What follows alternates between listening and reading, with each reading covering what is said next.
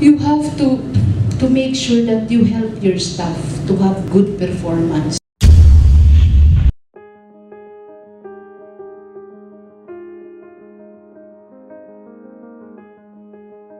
We will forward it to each other. Dapat ay personally. I mentioned before, sir, dapat it should be controllable. It should be within your control. Because if it's not within your control, then it's not your goal. Secondary ka lang doon. Taga-follow up ka lang. Or taga-support ka lang. Diba? And then, but this week, again, binabalikan ko lang, this week na yun, achievable within the week. And then, dapat yung performance mo, have you updated your scoreboard? Minsan kasi, hindi naman makikita sa scoreboard. You have to quantify. You have to quantify. Kasi, for example, to have an effective and efficient accounting system, yan, hindi mo may lalagay yun sa scoreboard, di ba? You cannot put it in the scoreboard. So make sure that it's quantifiable for you to put it in the scoreboard. Kung ma-accountant tayo, lahat ng objective nagagawa nating numero, di ba? So always quantify. Always by number tayo. Always quantify so that you can do the scoring. And then, we have this week session. Yung parang actually update lang to, meeting lang to. This is actually the essence of this for discipline. Meeting, update. Ganun lang ginagawa nila. And then, it should be to the weekly meeting that lasts no more than 20 to 30 minutes. Ang bilis na walang chikahan. Parang ano lang, pag-upo, ano nang nangyari sa'yo last week? The COVID home. Ano na commitment, anong issues? Ano ang commitment mo for next week? Actually, kaya naman gawin itong 20 to 30 minutes. You focus only on the major. At saka 3 lang yan na ano eh, or to achieve, or 2 goals lang yan. So it's easier for you to update. 20 to 30 minutes is doable. But again, focus daw on holding each other accountable. Meaning, ano nang ginawa mo? Ano nang nagawa mo? Anong na-achieve mo? Alam naman ato tayo dito, leaders. Na hindi pa kayo, staff pa lang kayo. Sabihan mo yung leader mo, natutunan ko to. Pero huwag mong gawin, hindi joke lang. Natutunan mo yung gano'n.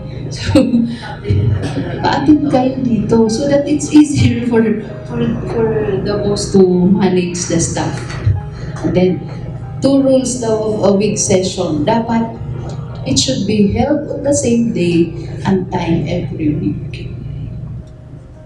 I've noticed that one. If you don't hold it every day, on the same day and time every week, nawawala yun.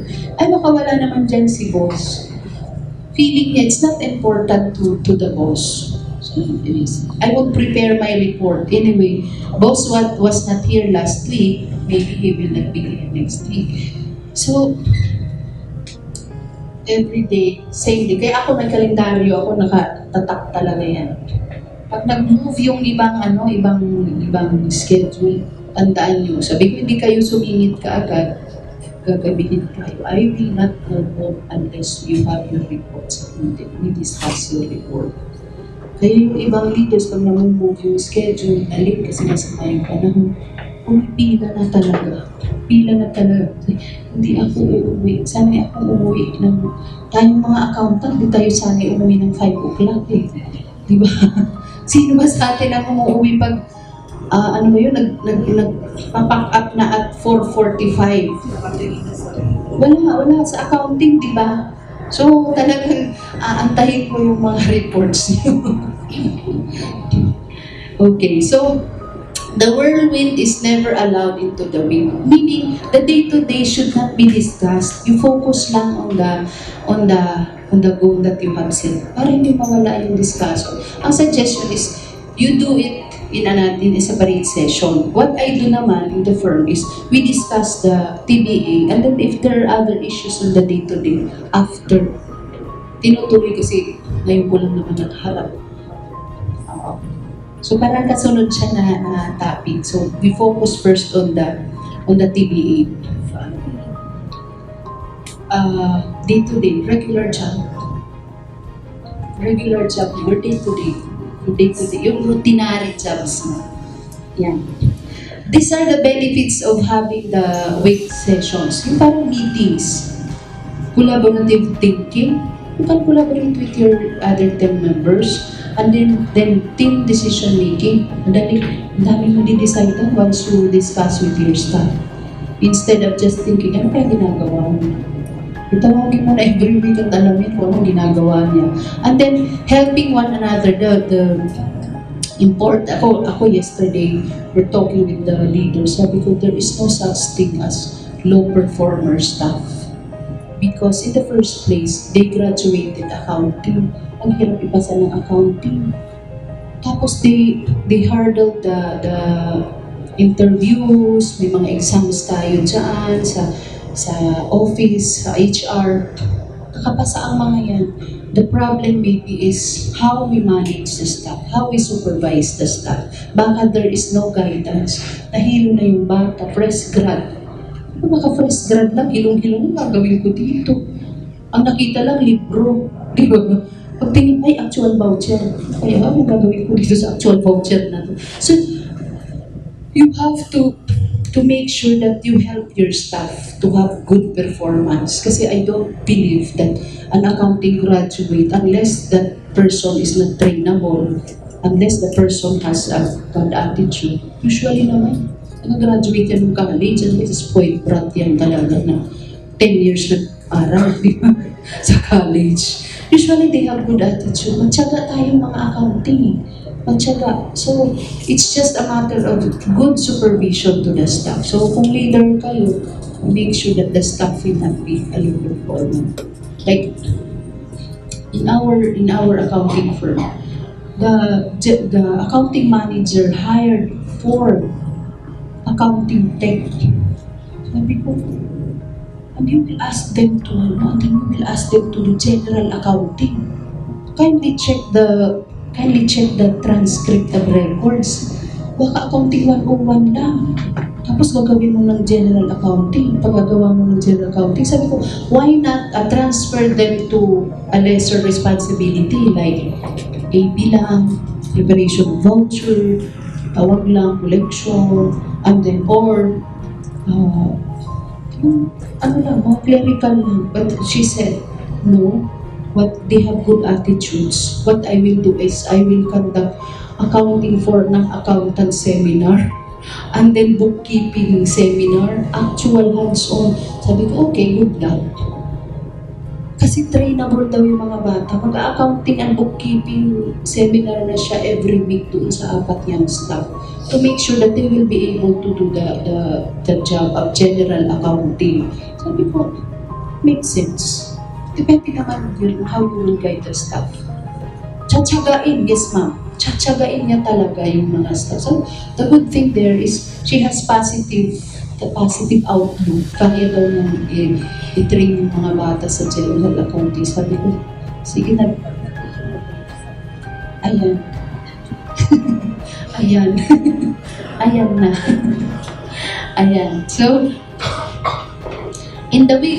another benefit is great motivator of performance. Kasi ang staff, they will think na, ay, my boss care about my job.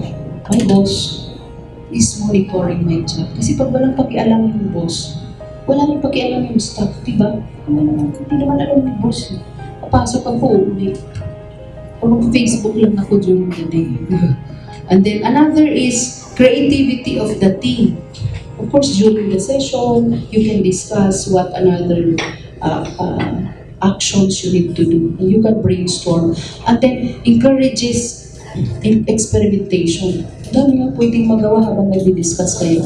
Engages everyone in problem solving, and then you inform, you do the thinking, and promote shared learning and brings out the best thinking from every team members. Again, involve your team. Even if they are new staff, involvement. Yung sinasabi ko yesterday,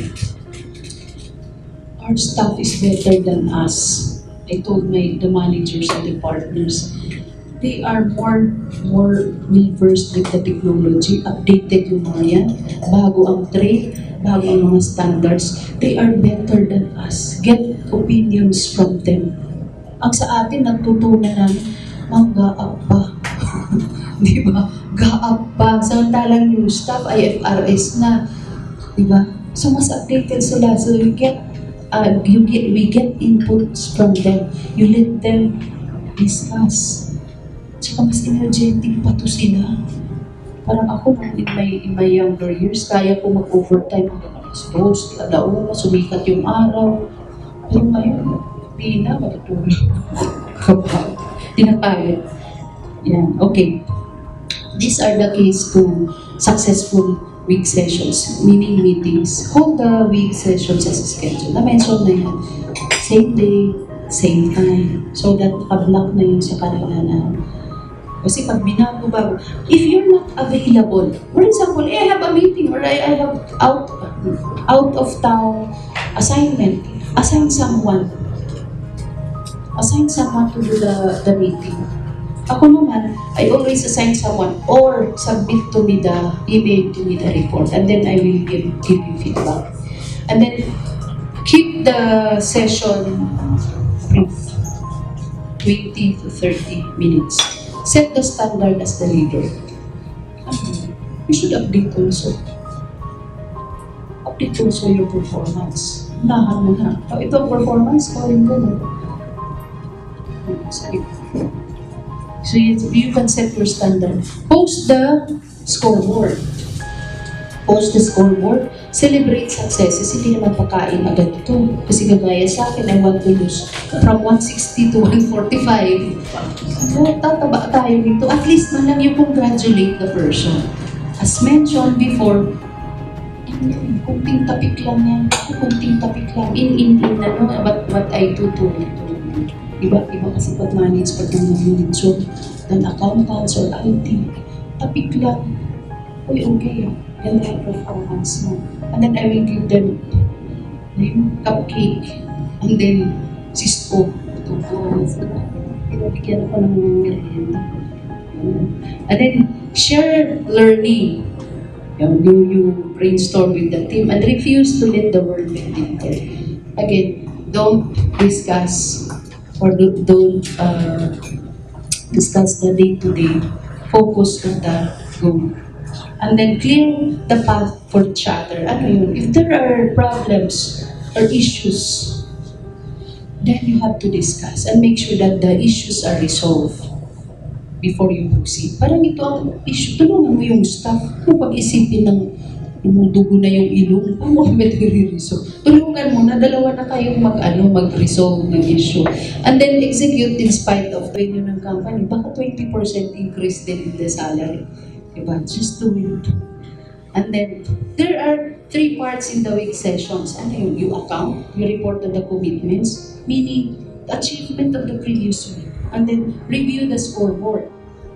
Ano yung mga successes, ano ang failures, ano ang issues, and then plan.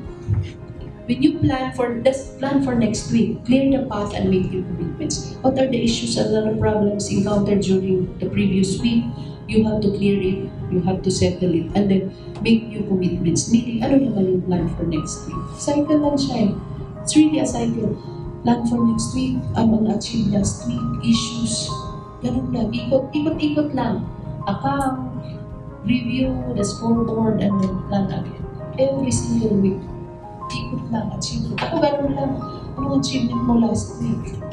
Ano naman ang plan mo to achieve this week, this coming week? Anong issues? Tatatlo lang dinidiscuss mo sa managers and partners. Di ba, bilis lang, tatlong items lang. 20 to 30 minutes. And then, 3 things, if you're the staff, 3 things that you would do to your leader. Report. Ito na, minention na, report on last week's commitment, review your scoreboard, and then make commitment for the coming week. Yan. Pag tinignan mo to, this is your, we have only 3 commitments.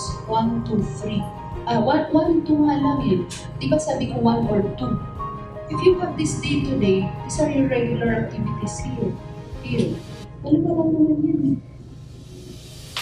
So, kaya talaga siya isingin, 20% lang. And you have your week session here. So, 3 activity lang na isisingin ko for your entire week. So, I think that's doable.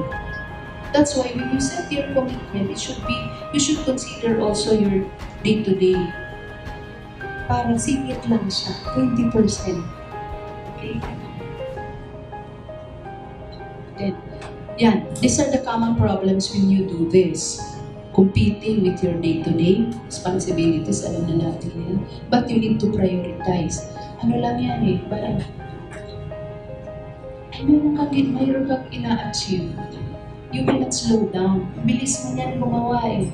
Instead na spending time checking your Facebook, baka gumagawa ka na doon. I'll just check my Facebook during lunchtime because I need to achieve this. And then, another is holding the week sessions with no specific outcome. Wala lang, nagkwentuhan lang.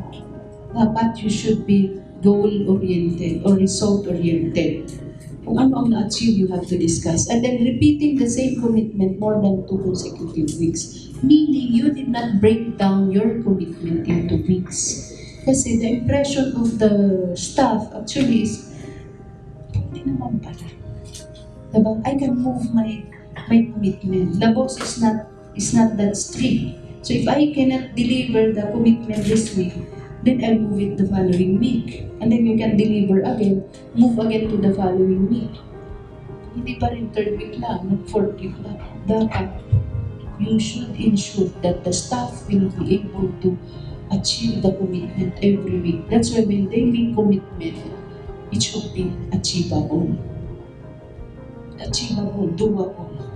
And then, yan, accepting unfulfilled commitments. Medyo may diin ka na ng konti. Di ba? Hindi mo nagawa. Okay? And then, although this is just a template, you can try just in case you want to individual reports, scoreboard update, the members, anong commitment, anong status. Although in my case, just list the commitments for the week and then the update. Okay na ako doon. Then, this one, what to expect when you implement this? When you implement this disciplines, the 1 to 4 disciplines, it's like the myth of there's a Greek mythology, yung God, the myth of Sisyphus. There was this man who was punished by God. Kasalanan. So he was made to push the boulder up the mountain. Sige siya ng push. Tapos, when he's about to reach the peak of the mountain, the boulder will fall down. Hindi niya nadadala sa pinakataas. The boulder will go down. And then he will do it again. And feel it na siya. Sige lang siya ng push. Hindi na makarating sa taas. That will happen to us. Because there are so many things that will happen, di ba? Hindi pupumit yung iba. But you just have to do this infinitely. Tuloy lang, push lang na, push. Kakarating mo ito, para naman problema. Balik ka na naman, push ka na naman, always push. That person, that guy, there's always pushing the boulder up the mountain. So, ganun din lang kailangan natin. Why? Because when you implement this, there are what we call lahat naman yun, when you introduce something new to your company, there are resistors, the negative people. It will not work in your company. It's just another job. We're happy with what we are doing now. This 60%, usually daw 60%, they are the potentials. Ano yung mga potentials na yan? These are the people you can still move. Di ba? Trainable. The mind will change for once you train them or you influence them. This one, the models. These are the one who can easily adapt. Or these are the positive people. Honor student. Honor na to. So, yan. Pag models, they are not only the top performers, but the most engaged. So, sino talaga ang very active in doing the task? Resistors, again, they are the nega, the opposite. And then the potentials are those with the capacity to be the top performance, but who have not arrived. Meaning they are not yet convinced. So you have to convince them, motivate them, okay, kaya natin ng ganitong, kaya natin maabot yung goal na 100 billion sales. Hmm.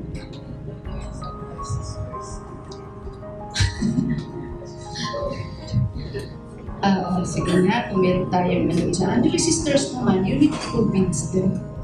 You need to work on them. You have to exert extra effort on them.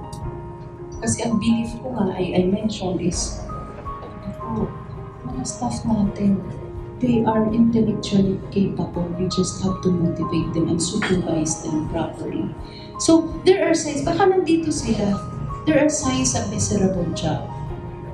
One is anonymity, meaning they feel that the leaders do not know what they are doing. They don't care. Napakialam si boss, kaya siya nega. And then, hindi naman nagagawa niya ni boss. Hindi nga yung pumapasok, hindi nga tinatanong, hindi nga gawa po, di ba? Irrelevance. They don't know if the job they're doing is relevant to the organization. It doesn't make a difference to the goal. Dapat they should, again, babalik lang kayo, they should be involved para they are informed. Diba? And then measurement. They cannot measure or assess for themselves the contribution they are making. Again, if they are involved, then they know, meron palang kwenta itong pinaggagawa ko. Parang gano'n. This is a relevant and I can measure my performance. And then, that's how you move. Coaching, mentoring, the direction is actually to move your resistors to potentials and then to models. Through coaching, mentoring, weekly sessions, mamumove mo yan. Ang mga nega, magpa-positive if if you involve them in the project. Sabihin, pwede naman pala, kaya ko naman pala, maganda naman pala siya. Ganun ang magiging impression. See, slowly they will be moved from resistors to potentials and then models. Pag ang direction natin, lahat models. If all the team members or all the employees in the company are models, above line na yun, lahat very excited, lahat talaga i-achieve yung goal nila every week. So the company will really, really grow. And then, when you implement change, kasi this is actually, when you implement these disciplines, this is a change also in the organization. Sanay tayo na hindi nagmi-meeting, sanay tayo para sabi mo, sanay naman tayo ng walang goal. Yun, sanay tayo ng walang goal. But now that you will be implementing this, there are stages, 5 stages. One is leadership clarity. The second is launching. I will discuss later on. The third is adapting. The fourth is optimizing. And the stage 5 is habits. The direction is to make this a habit. Parang sanay na tayo. Every Wednesday pala mag-meeting kami. Every Wednesday pala I have to meet new commitments. I have to report on my achievement. So it should be a habit for the people to achieve their goal. So, if you will take a look at this, in the adapting stage, naka-flat pa lang siya because the people are just learning. They are just learning. They're trying to adapt the new concept. And then during optimizing, pataas na siya. And then the habit parang offline talaga yung company. Offline yan. Okay. Sa stage 1, leadership clarity. The leader and the team commit to a new level of performance. At medyo achievable na yung mga natin. And then, hindi na yung mga lang day in, day out, day perform. Parang mas excited yung mga tao. And then, be a model of focus in the widely important goals. And then, identify the high leverage dimension, action plans, and create a player's scoreboard. I mentioned this in the 1, 2, 3. And then the week sessions, at least you have to conduct it at least weekly and hold them. You really have to do this. Walang failure except for kung holiday, kung bumaha, wala nang pumasok sa office. Pero kung ikaw lang ang absent, by assign mo na lang to somebody. Kaya nga paki-meeting na yung staff ko. Or if it's not possible, just ask the person to email to you the report. Makikiga ka na dun, ano nga bang achievement mo? Tinawagan mo sa telepon. Ano bang achievement mo this month? Okay. Balik tayo. And then the launch. This is the starting line. Parang kick-off lang. It's either you do the kick-off meeting or basta you launch the project. And then you launch the team into action. Okay, so but again, you're happier. Yung nga pala, ako lang pala magre-resolve na. So you can do that also to your staff. Let them resolve their issue by asking, what do you think? I realize, ay, ang galing ko pala. Ako pala nag-resolve ng issue ko. Hindi pa ng boss ko. Anyway, then in this discipline, for the disciplines of execution, accountability is on the whole team. Hindi lang siya from the boss, from the whole team. Okay, next. Yan. There are 3 steps daw of accountability. One is to demonstrate respect. Second is reinforce accountability and encourage performance. Kasi hindi naman natin pwedeng sabihin lang sa staff, do this, do this, do this. They will not follow us. You always demonstrate respect to your staff.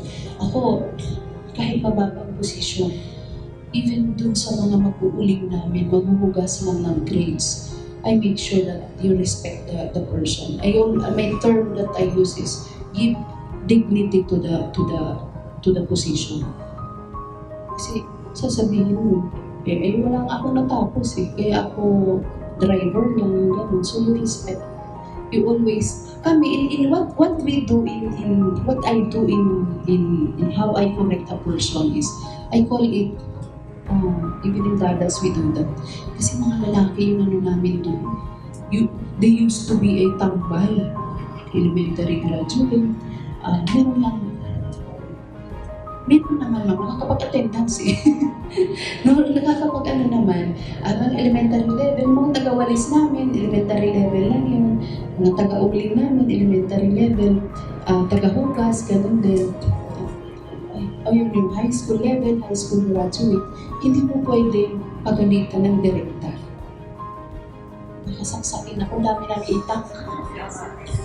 Very sensitive because you're stepping down not on the person himself. Parang ganito na tinatapakan ng pagkatao. Ayaw ko ng ganun. So, what we do is, we call it suntok, yakap, suntok. It is the sandwich approach. Suntok, yakap, suntok, yakap. Baliktad. Wala suntok yun. Yakap, suntok, yakap. Baliktad mo tayo yun. Sinuntok na sinuntok. Yakap.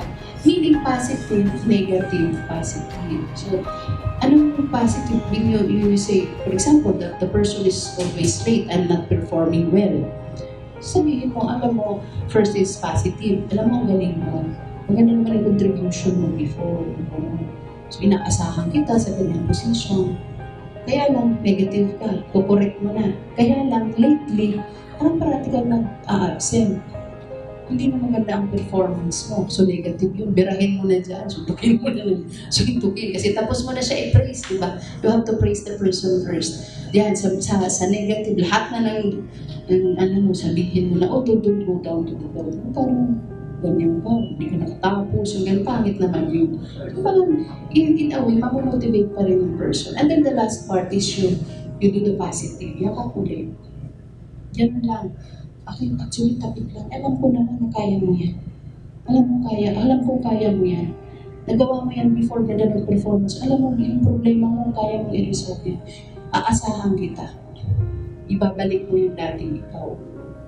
Ganun ako even for other positions. Sandwich approach or yakap, suntok, yakap. Hindi magagalit yung ano sa inyo, yung staff. Kasi pag puro kayo suntok, paglabas mo, lisan, dumiretso sa HR, sign na ako dito, tumbos ko. Pinagapang ako bago lumabas ng room. So yan. To demonstrate respect and then reinforce accountability. Yung reinforce accountability, you just insist. Okay, ikaw ang responsible dyan sa activity na yan. And then, encourage performance. Parang yung suntok yakap, suntok din lang to eh. Diba? You encourage performance. If the person is not doing well, encourage. Hey, kaya mo yan. Kaya natin. What assistance do you need so that we can do the action plan? Ano lang. Huwag na tayo ako ang rule ko dyan, sabi ko, stress na tayo sa trabaho. Stress na tayo, araw-araw dami natin muna. Itawa na lang natin. Actually ako, if it's not really, rule lang is, you can do anything for as long as you will not damage the name of the company or you will not incur big liability for the company. Sige, mag-decide ka dyan. Basta, kumbaga, wag mo lang ipahamak yung company. Okay. In this discipline, we will ask for commitments from each member, from the team leader also. So, there are usually, sabi ko, weekly, dapat weekly, not monthly, not every annual, or not 6 months, weekly. Bakit it's doable? It's short enough for you to monitor, but not long enough for the company to lose interest. Parang magdago parati kasi lang eh, 1 week lang. Parang hindi ako pwedeng mag-Facebook ngayong araw. Kasi hindi ko matatapos yung 1 week ko na goal.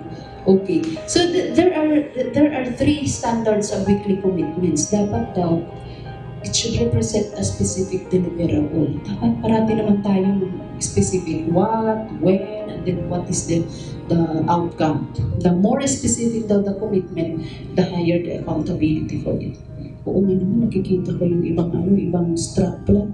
Bakit very generic? To be effective and efficient in recording of transactions. So, dapat it should be more specific. How do we measure effectiveness and efficiency in the accounting, in the reporting of transactions? Dapat specific. Ano yun? For example, dapat na-record ko the day after, updated na yung transactions. 1 day lang ako backlog. Transaction today recorded, dapat tomorrow updated. So dapat ganun yung commitment natin. And then, like this one, no, focus on eating better. Balik pa rin tayo dun sa goal na from 160 pounds to 100, the goal is reduce from 160 pounds to 145 pounds by the end of August 31. Kung malapit na yun, hindi pa rin nag-move yung Yun, dapat specific daw. Focus on eating, for example, 1,600 calories per day. Mas specific siya. When I was in the US, I was amazed. Halos lahat report ata sa kanila, most of the food items, there is a calorie. May calorie count. Ang galing mo. Sa mga restaurant, sa mga convenience stores, basta naka-food bags, may calorie count. Kaya tayo not conscious of calorie counting. Basta kain lang tayo ng kain, di ba? Hindi mo alam ilang calories yung egg, yung chicken, basta masarap eh. Di ba? Masarap. Sila, very, sinusundan yata nila to, yung calorie count. And then, the second is align. Your commitment should be aligned to moving the scoreboard. Ganito naman yun. If it's not aligned, don't do it. Diba? If it will not move your scoreboard or will not move your goal, then do not do it. So, sayang ka ng oras. Diba? And then, it should be timely. As mentioned, dapat weekly. If it's annual, malayo na yun. Makatulog na yung mga ka-teammates mo. Alam, sa pansitan na kayo pupulutin. And then, another is yan. These are just examples of low impact commitment. Dapat we should have a high impact commitment. And then, as mentioned, dapat specific, timely, at saka aligned to your scoreboard. Ano yung example? Focus. Yan. Dito pa na after ko kiniklik. and focus on training this week. Dapat specific. What training? How many trainings? What type? When? Ganun. And then, attend the Chamber of Commerce meeting. Wala yan. Attend lang siya, baka umupo lang kumain. Diba? It should be specific. Like, attend the Chamber of Commerce meeting and capture at least 3 new corporate contacts. Wait, very specific yan. Yan. And then, I will do some interviews. This is very general. I will interview 3 candidates. So, specific yun. And then, I will reach out to new clients this week. Very general. Kaya in your goal, dapat specific. Alam mo, I will reach out to new clients. Isa lang. Ay, may S pala.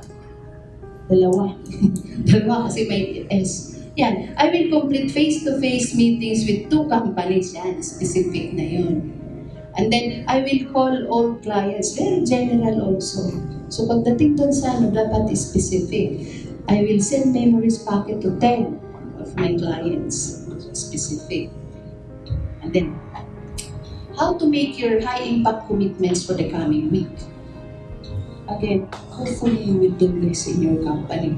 Again, 1 or 2 lang or 3. Sa akin, ang rule ko is 1 or 2 or 3 or doable.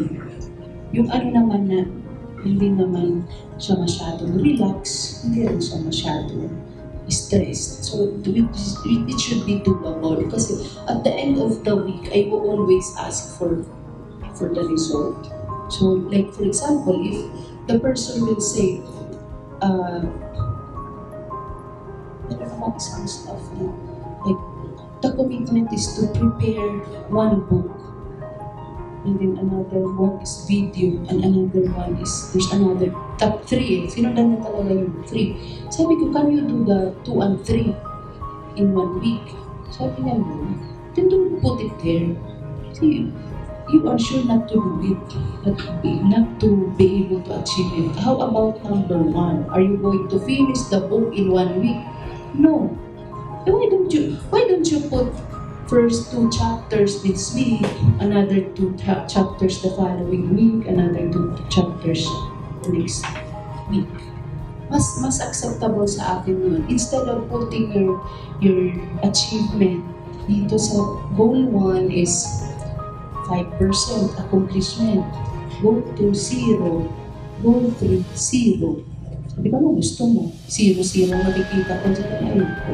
So, make it per chapter instead of the whole book. Kasi ang book talaga, 6 months mo siguro gagawin or 8 months. Kaya 5%, 15%, masaya ka ba dyan? Hindi. So, why not make it 2 chapters, at least your commitment will be achieved this week. Pag pinakita mo, 100% achieved.